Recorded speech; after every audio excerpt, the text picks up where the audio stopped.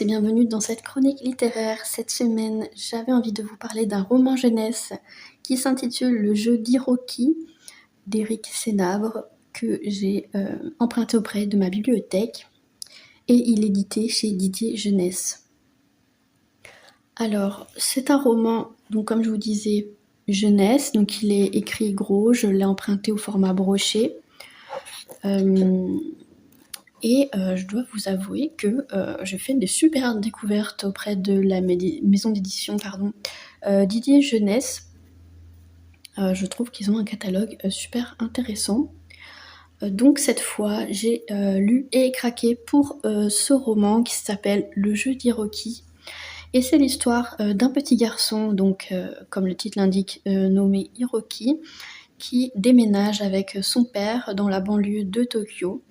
Donc ils vivent tous les deux et en déballant des cartons, le jeune garçon va trouver une vieille console de jeu qui appartenait à son père. Donc son père lui dit qu'elle ne marche plus parce qu'elle était en réseau et que les serveurs n'existent plus, mais qu'il peut la garder s'il veut pour s'amuser, pour jouer. Donc le jeune garçon Hiroki la prend, la branche et miraculeusement le jeu s'allume dans la nuit.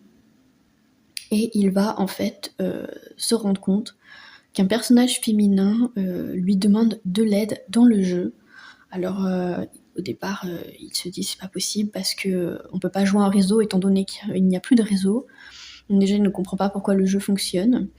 Et il a une petite copine à l'école, une voisine, qui s'appelle Emiko, et il va en fait lui montrer sa découverte pour jouer avec elle, et ils vont petit à petit se rendre compte que ce personnage les appelle, leur demande de l'aide, et donc une enquête va commencer. Voilà, c'est tout ce que je peux vous dire par rapport au résumé, parce qu'après ça en dit beaucoup trop. C'est un roman fantastique que j'ai vraiment adoré. Alors le concept des jeux vintage comme ça, qui reprennent vie, moi j'ai adoré, j'ai trouvé que c'était très, très sympa à lire. Les enfants sont attachants, et on part vraiment dans une aventure entre réalité et monde virtuel. Donc qui est cette fille qui les appelle, depuis combien de temps ce personnage est dans le jeu, pourquoi il est coincé dans le jeu, etc. Voilà, je vous laisse découvrir tout ça avec ce livre.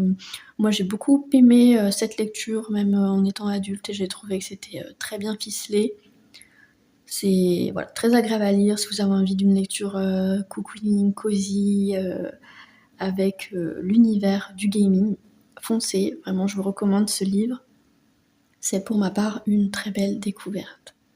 Voilà pour cette semaine, pour ce nouveau livre, cette nouvelle chronique littéraire, et puis on se retrouve bientôt pour d'autres vidéos. À bientôt.